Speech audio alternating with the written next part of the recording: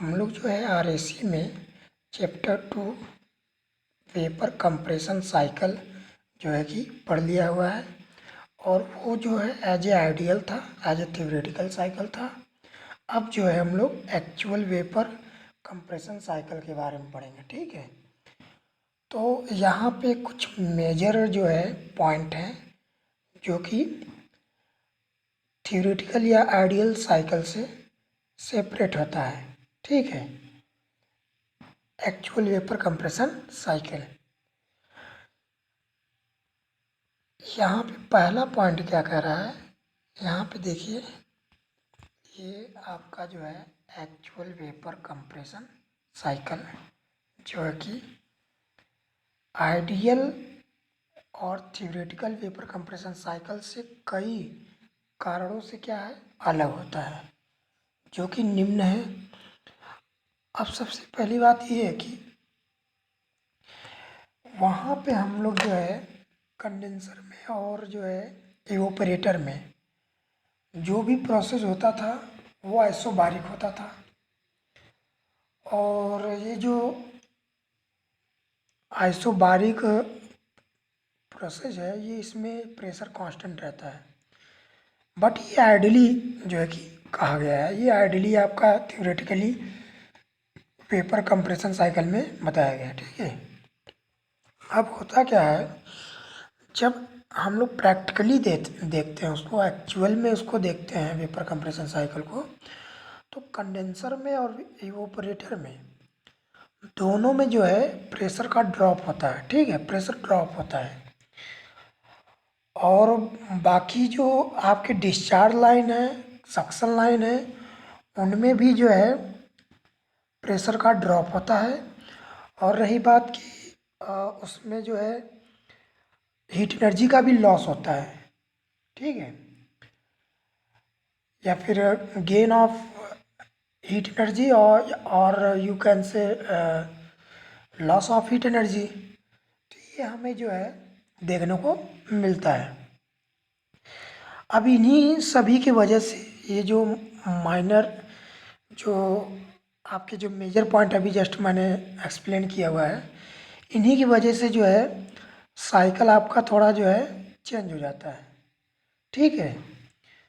अब यहाँ पे पहला पॉइंट क्या कह रहा है, एक्सपेंशन वाल्व में जाने से पहले कंडेंसर में लिक्विड रेफ्रिजरेंट सब कूलिंग होता है, ठीक है।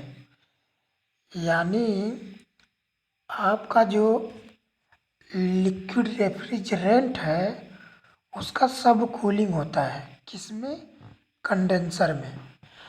अब बात यहाँ पे ये आती है, मैंने जस्ट पिछली क्लास में जो है कि मैंने बताया हुआ था कि कंडेंसर में जो कूलिंग मीडियम हम लोग यूज करते हैं वो या तो एयर होता है या वो वाटर होता है, ठीक है। तो जब वाटर की मात्रा जब ज़्यादा उसमें रहता है कंडेंसर में, या फिर एयर की मात्रा ज़्यादा रहता है और उसका जो टेम्परेचर बहुत ही कम होता है, तो उसके कांटेक्ट में जब आपका सुपर हीट स्टीम आता है, सुपर हीटेड स्टीम जब आता है, तो सबसे पहले वो आपको मैंने बताया हुआ था कि पहले सेंसिबल कूलिंग होती है, ठीक है। Then after that sensible cooling के बाद वो जो सुपर हीटेड स्टीम है वो सेचुरेटेड वेपर लाइन पे आ जाती है। देन जो है टेम्परेचर क्या होता है, मतलब सॉरी, जो हीट एनर्जी है वहाँ पे आइसोथर्मली आइसोबारिकली क्या होता है, रिजेक्ट होता है। तो वहाँ पे क्या होता है, जब टेम्परेचर वाटर या एयर का बहुत ही कम होता है और जब कंडेंसर में ये आपका सुपर हीटेड स्टीम जो है, जो रेफ्रिजरेंट है, जो एज ए वर्किंग सब्सटेंस है, ये इसके जब कांटेक्ट में आता है तो हीट एनर्जी क्या जो है कि रिलीज होने लगती है एटमॉस्फेयर में, ठीक है। और जो कंडेंसर का टेम्परेचर होता है वो एटमॉस्फेरिक टेम्परेचर से बहुत ही ज़्यादा होता है, तभी ये हमें जो है कि देखने को मिलता है। ठीक है। अब रही बात जो हीट एनर्जी रिमूव होती है, रिलीज होती है, वो डिपेंड करती है कि आपने जो कूलिंग मीडियम लिया हुआ उसका टेम्परेचर क्या है। अगर उसका टेम्परेचर बहुत ज़्यादा मतलब बहुत कम है तो हीट एनर्जी बहुत ज़्यादा रिजेक्ट होगी। कहाँ से? रेफ्रिजरेंट से। तो वो एक सिचुएशन ऐसा आएगा कि लिक्विड सेचुरेटेड लाइन पे आ जाएगा और वहाँ पे भी जो है हीट एनर्जी अब जब कि रिजेक्ट होती है तो वो जो है वहाँ पे सेंसिबल कूलिंग होता है। ठीक है। तो वही सब कूलिंग होता है, उसी को कहा जा रहा है यहाँ पे सब कूलिंग। ठीक है। इसी प्रकार आपका इवोपरेटर से निकलते समय वेपर रेफ्रिजरेंट आप अच्छी तरह जानते हैं कि इवोपरेटर के लास्ट में जो रेफ्रिजरेंट होता है वो वेपर फॉर्म में होता है। ठीक है। तो वो जो है सेचुरेटेड वेपर लाइन पे ना होकर वो सुपर हीट फेज में मीन्स सुपर हीटेड जोन में चला जाता है। ठीक है। इसका मतलब जो रेफ्रिजरेंट है वो सुपर हीट फेज में हो जाता है। ठीक है। अति तप्त अवस्था में हो जाता है। ठीक है।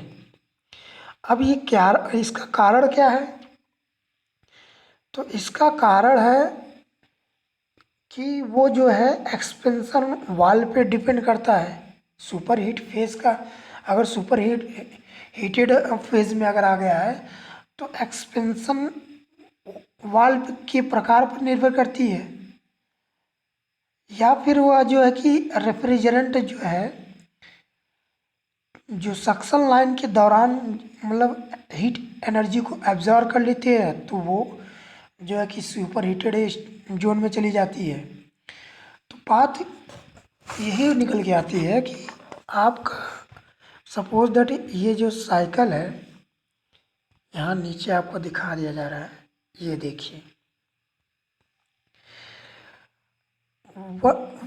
वन पे आना चाहिए था बट ये वन पर ना आकर टू तक पहुंच गई मीन्स सुपर हीटेड जोन में चली गई। ठीक है। तो वही हम कह रहे हैं कि ये सुपर हीटेड जोन में जाने का मतलब हीट एनर्जी कहीं से ये जो है कि रेफ्रिजरेंट पाया होगा। तो ये या तो सक्शन लाइन जो होता है उसके माध्यम से जो है हीट एनर्जी एब्जॉर्ब कर लेती है। ठीक है। अब और एटमॉस्फियर जो कि आप अच्छी तरह जानते हैं कि जो कंडेंसर टेम्परेचर होता है सॉरी इवेपोरेटर टेम्परेचर जो होता है वो एटमॉस्फेरिक से जो है कम होता है। तो वहाँ पे जब सक्शन लाइन से रेफ्रिजरेंट क्रॉस होती है तो एयर एटमॉस्फियर से हीट एनर्जी को एब्जॉर्ब कर लेती है। देन आफ्टर दैट वो जो है कि सुपर हीट जोन में चला जाता है। ठीक है।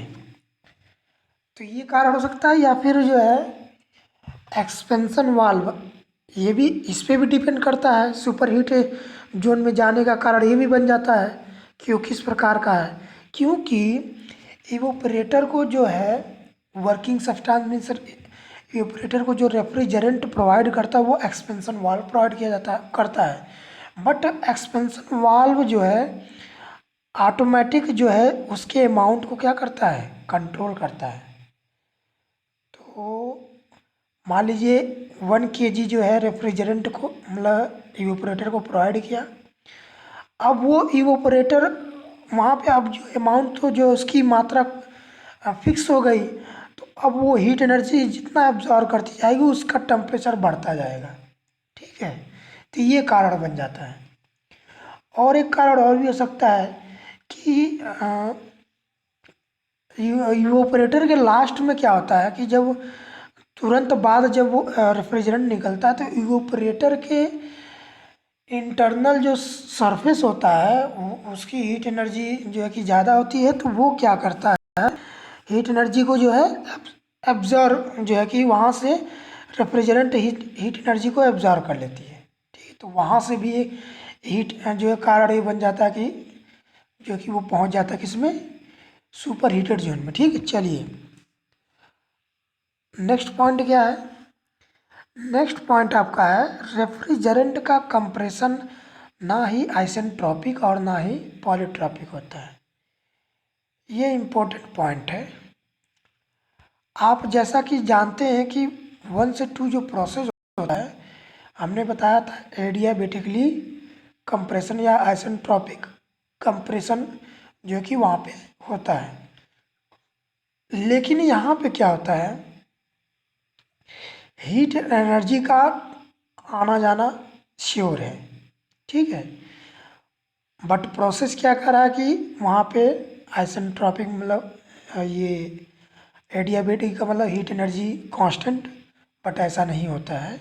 वहाँ पे क्या होता है, जब कंप्रेसर में जब उसको कंप्रेस किया जाता है तो वहाँ पे प्रेशर जो है वो ड्रॉप होता है। ठीक है, इनलेट मतलब कंप्रेसर के इनलेट पे भी और आउटलेट पे भी। तो इनलेट पे क्या होता है, जो रेफ्रिजरेंट है वो एंट्री करता है तो वहाँ पे उसका प्रेशर ड्रॉप होता है, और जब वहाँ पे एंट्री करता है तो हीट एनर्जी क्या करता है, उससे एब्जॉर्ब कर लेता है। किससे, जब थ्रॉटलिंग वाल्व के थ्रू जो है इनलेट वाल्व में जो है एंट्री करता है तो वहाँ पे फ्रिक्शन के कारण हीट एनर्जी जो है बढ़ जाता है उसका। ठीक है, मतलब उसका टेम्परेचर बढ़ जाता है। ठीक है, तो एक चीज़ यहाँ पे ये भी हुआ कि हीट एनर्जी घटता बढ़ता है, मतलब हीट एनर्जी का ट्रांसफ़र होना वहाँ पे क्लियर रहता है कि जब इनलेट पे और आउटलेट पे किसके, कंप्रेसर के, तो वहाँ पे हीट एनर्जी का आदान प्रदान होता है। ठीक है, ये इसको बारे में आगे बात करेंगे। तो हम ये नहीं कह सकते हैं कि वहाँ पे जो प्रोसेस है वो रिवर्सिबल एडियाबेटिक ही है या फिर आइसेंट्रोपिक है, ना तो पॉलीट्रॉपिक होता है। ठीक है, चलिए लास्ट पॉइंट क्या है, कंडेंसर एंड इवेपोरेटर में प्रेशर लॉस के साथ साथ विसर्जन line means discharge line and suction line means चूसर लाइन के दौरान हीट एनर्जी क्या होती है, एब्जॉर्ब होती है। ठीक है, और एक बात और भी है कि इसमें भी जो है इस क्या नाम है, विसर्जन line and suction line means चूसर लाइन में भी जो है प्रेशर ड्रॉप होता है। ठीक है, तो ये जो मेजर पॉइंट है इनके वजह से जो है एक्चुअल वेपर कंप्रेशन साइकिल जो है डिफर होता है आइडियल और थियोरेटिकल वेपर कंप्रेशन साइकिल से। ठीक है, यही मेजर जो है डिफरेंस थे जो है, मतलब यही सब कारण बन जाते हैं इसके। और भी मेजर रोल हैं इसके, बट हम लोग जो है इसमें पढ़ेंगे अच्छी तरीके से कि आपका जो है क्या क्या और भी कारण हो सकते हैं। ठीक है, ये आपका देखिए, ये एक्चुअल वेपर साइकिल मतलब एक्चुअल वेपर कंप्रेशन साइकिल है, टीएच डायग्राम में दिखाया है, और यहाँ पे पीएच डायग्राम में दिखाया गया है। ठीक है, फाइनली तो इसका यही रिजल्ट निकलता है कि आपका जो है सीओपी जो है कम हो जाता है। कारण यही होता है।